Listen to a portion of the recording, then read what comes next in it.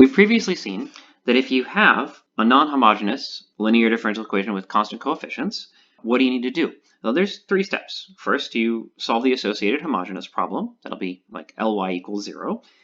Then you want to find a particular solution to the equation Ly equals f. Then you construct your general solution by taking any linear combination of the solutions of the concohomolendy plus that particular solution. In this list of steps, what are the things that we know how to do? Well, we know how to do number 1, right? We talked about that. We know how to solve any concohomolendy. Step 3 is pretty easy. You just have to write stuff down. So the only really thing we haven't done is this step of finding a particular solution. So in some of the homework problems, in some of the examples, I told you, oh, here's a solution y sub p. I just told it to you, right? Some equations you can maybe try to make an educated guess about it. We're going to talk now about how to do that in a more systematic way, although I will say it is really just still kind of making an educated guess. How is that going to work? This is called the method of undetermined coefficients. So here's how it works. Let's say that when you're looking at this equation Ly equals f, someone comes up to you and says, hey man, here's a polynomial operator in D, right? So one of these like we've been talking about, with a particular property that if you apply that polynomial operator to f, right, f is a function, you get 0. Well, I can't just apply the polynomial operator to one side, I got to apply it to both, okay? So a polynomial operator with this property that it kills f is called an annihilator of f. Okay, we say that it annihilates f, sends it to 0, it kills it. There might be more than one annihilator.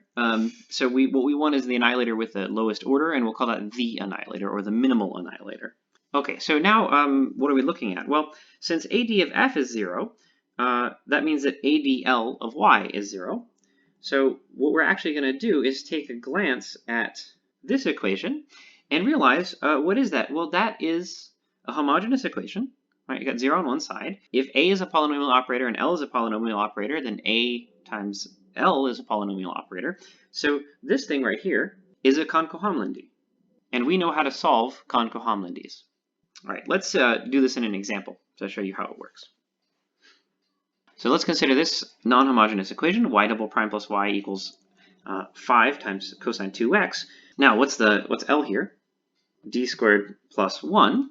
We are trying to find a linear operator that's going to kill 5 cosine 2x. So rather than just guessing one, let's see how we can do that systematically. This is a cosine, and so we remember that cosine is somehow related to degree 2, right? If you take the second derivative of a cosine, you get minus cosine back.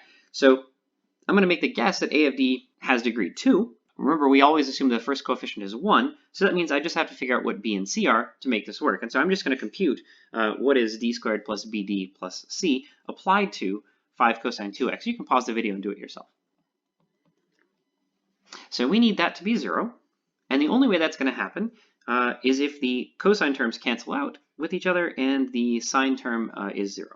All right, and so that actually tells us exactly what the annihilator ought to be. It will be d squared plus 4.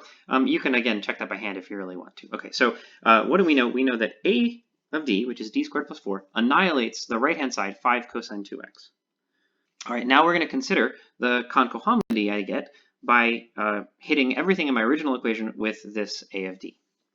All right, having done that, let's go ahead and solve that equation. We can factor d squared plus 4, and we can factor d squared plus 1. So we're going to get complex roots, but we know what to do in that case.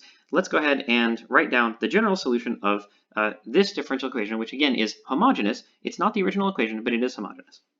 So the general solution there is going to be a linear combination of cosine x and sine x. Those come from the d minus I, d plus I. Cosine 2x and sine 2x, those come from the d minus 2i and d plus 2i. So that's a general solution. Y has to look like that, right? Now, the trick is we got to figure out what are C1, C2, alpha, and beta. And those numbers, C1, C2, alpha, and beta, those are what are called the undetermined coefficients. They give us the name of this method. So I want you to notice something.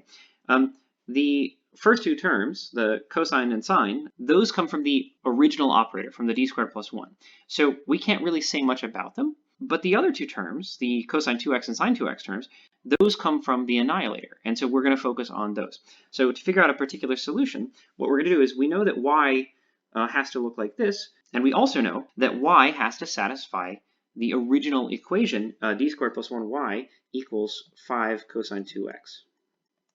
What we're going to do is just apply d squared plus 1 to y. We know the form of y.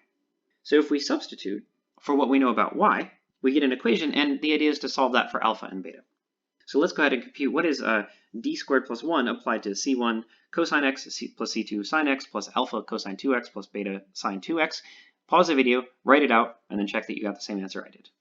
Okay, so the first thing that you notice is that these first two terms, with the c1 and c2 as their coefficients, d squared plus 1 kills those. That's no surprise, because how did we come up with cosine x and sine x? Those were solutions, the associated homogeneous problem. D squared plus 1y equals 0, so of course applying d squared plus 1 to them is going to kill them off. So the only thing we have to worry about are these alphas and betas. I've got a combination of sines and cosines, so let's clean that up. Okay, there we go. The only way to get these two sides to equal each other is if the cosine terms are equals and the sine terms are equal, but on the right-hand side there's no sine term. So that tells us immediately that we need beta equals 0, and it also tells you how to pick alpha. Okay, so we have finished our problem figuring out what the undetermined coefficients are, what the alpha and the beta are. Now let's plug that back into the form of the solution we sorted out.